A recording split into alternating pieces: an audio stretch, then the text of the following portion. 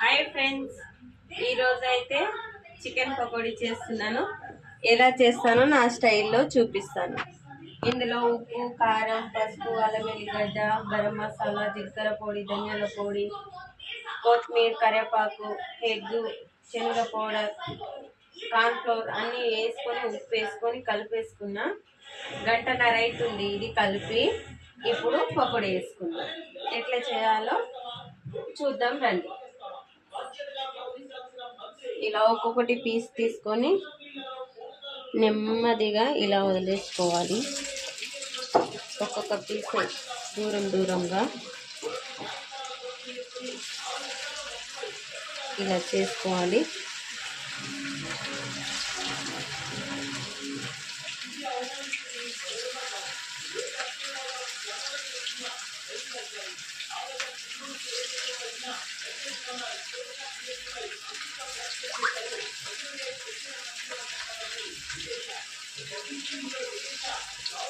Bones తోటే తెచ్చానండి chicken. Boneless కాదు, బోన్సే. కొంచెం వేసుకోవాలి.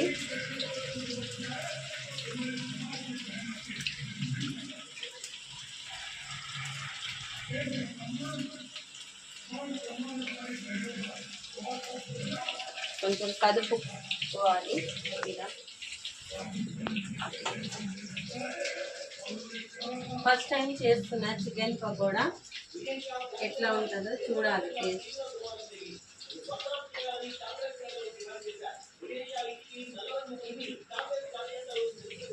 స్టార్ట్. ఇలా అయితే వేగుతున్నాయి చికెన్ పకోడా.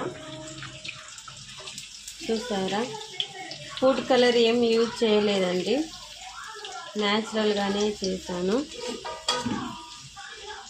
ఇప్పుడు తీసుకున్నాము, వేగిపోయాయి.